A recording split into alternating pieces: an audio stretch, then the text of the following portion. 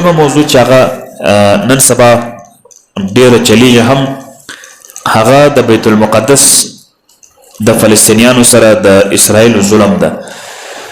اوس موږ تاسو د بیت المقدس یا هغه د فلسطین خلکو د بیت المقدس سره محبت ولی لري؟ دا دومره قرباني ورکوي، دا دومره مینه اظهاري، دا دومره جذبات، دا دومره ولوله چې لري، دا د دې وجه سره دا ولې دونه ولوله لري؟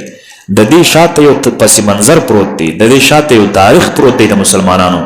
حتی چې کوچنی شیرخوار زوی د یو مسلمان فلسطینی په یو لاس کې د شیدو یو بوتل دی، په بل لاس کې ډبره ده، لا هم روان دی جنگ ته، په دا ډبرو باندې ولې. نو اول خو موږ د مسلمانان ټول که په عجم کې دي، که په عرب کې دي، که په شمال کې، که په جنوب کې، که په مشرق او که په مغرب کې دي، د فلسطین سره د بیت المقدس سره ځکه مینه لري چې دا د انبیاو سرزمین دی، دا د انبیاو مسکن دی، د انبیاو بودباش ځای دی. او بل دا ده چې حضرت ابراهیم علیه السلام بیت المقدس شریف ته هجرت کړی دی، حضرت ابراهیم علیه السلام. او الله جل جلاله حضرت لوط علیه السلام نجات ورکړه په دغه ځای کې، او قوم د لوط علیه السلام ته الله تعالی عذاب ورکړه. او څلورم دا ده چې داود علیه السلام په بیت المقدس شریف کې زندگی کړې ده، او په بیت المقدس کې محراب جوړ کړی ده، محراب. او بل سلیمان علیه السلام مبارک بیت المقدس کې وو، او ورسره حکومت د بیت المقدس څخه په ټوله دنیا باندې حکومت کوي، حکمرانی یې کوله. او هغه د نمل واقعه ډېره مشهوره ده قرآن کریم کې چې راځي، یو میژه د نورو میژانو ته وایي چې تاسې کورو ته ځئ، داسې نه چې د سلیمان علیه السلام لشکر راسي ته یې تر پښو لاندې نه کړي. دغه واقعه ډېره مشهوره ده. او دغه واقعه هم چې ده دا په دغه فلسطین کې سوی ده، یو وادي ده، یوه شیله ده چې هغه ته عسقلان وایي. دا د واقعې نه وروسته بیا د هغه شیلې او د هغه وادي نوم وادي النمل ایښودل سوی ده، یعنې د میژانو شیله. نو دا یو عجیبه معجزه ده، دا هم هلته په بیت المقدس په فلسطین کې سوی ده. او محراب د ذکریا علیه السلام مبارک هم هلته دی په فلسطین کې ده. او بل موسی علیه السلام خپل قوم ته دا ویله چې تاسو هغه مقدس او بهترین مځکې ته داخل سئ او په هغې کې سکونت وکئ. یعنی مقدس ځکه دی چې هغه ځای د شرک څخه پاک دی، یعنې مشرک خلک هلته تللی نسي، مشرک خلک هلته زندگی نسی کولی، مشرک خلک هلته سکونت نسی کولی. او بل د عیسی علیه السلام غوندې یو بهترین پیغمبر چې تر اوسه باکره زنانی چې حضرت بیبي مریم و د هغه نه پیدا سو بې له پلاره، دا خو عجیبه معجزه ده. دا هم په فلسطین کې سوی ده بیت المقدس سره. او چې کله د عیسی علیه السلام مبارک ته قتل اراده کافرانو وکړله، نو الله جل جلاله د فلسطین د مځکې څخه اسمانونو ته پورته کوي. دا څومره عجیبه معجزه ده.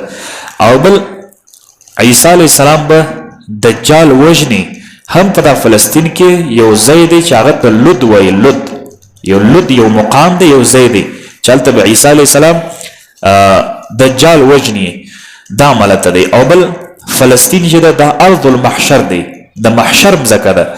او بل په دغه فلسطین کې یاجوج و ماجوج راځي، او یاجوج و ماجوج چې کله راسي فلسطین کې بیا قتل و قتال ډیر کی، او فساد خونریزي ډیره کی، دا شروع کی.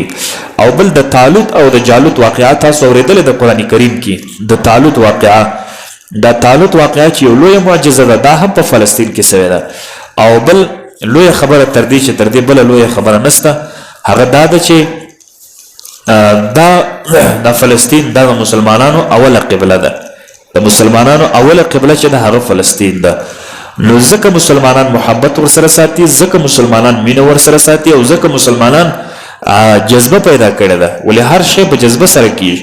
نو هغه د فلسطین مسلمانانو ته دا معلومه ده چې دا فلسطین او د دې بیت المقدس آبایی مځکه او اجدادي مځکه دا د مسلمانانو وه، او دا د هغه چا و چې هغه دین اسلام یې منله او په دین اسلام باندې عمل کوله، او هغه دین اسلام چې تمام پیغمبران پر هغه باندې دي.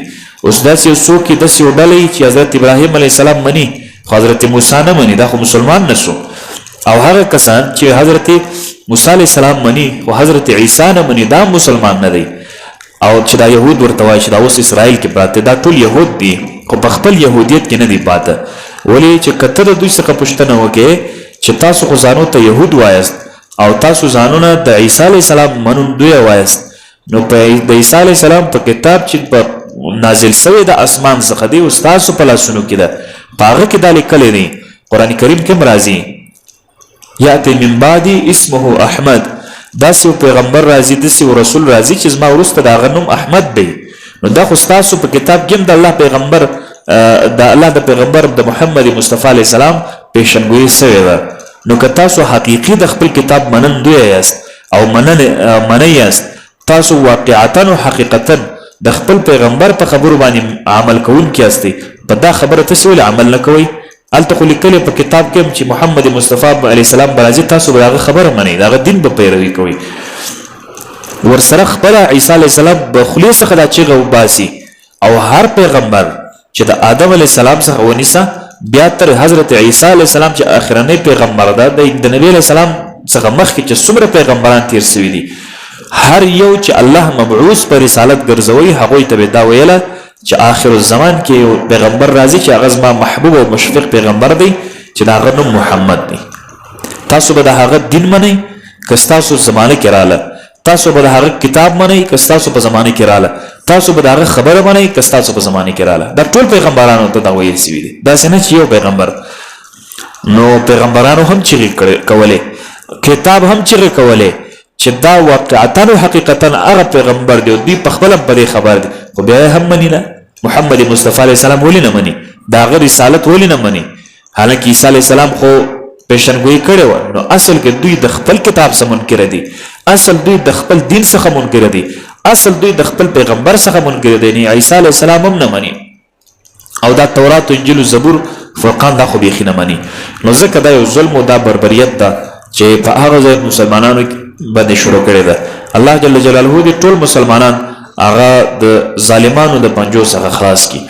نو ډېر انتهایی ظلم ده چې یو حمله وکړي د فلسطینیانو بلډینګونه 10 منزله 20 منزله دا یو وار په مځکه باندې راواچي، په دې کې کوچنیان، په دې کې زنانه، معذوره، دا ټول وي. نو بس آخري زمانه ده، آخري وختونه دي، د کوم علامات او قیامت د قرب قیامت هغه ظاهري چې کوم نشانیان دي، پیشنګویان دي، اکثره پوره سوي دي. علماء اکثره دا وایي چې کېدای شي د امام مهدي او د قیامت د قرب بیخي نږدې وي، بیخي زیات نږدې وي، تر حد زیات. ورسره بیا دغه زلزلې چې اوس راغلي په هرات، په زرګونو باندې شهیدان راغلي، په زرګونو شهیدان سوي دي، کورونه د خلکو ړنګ سوي دي.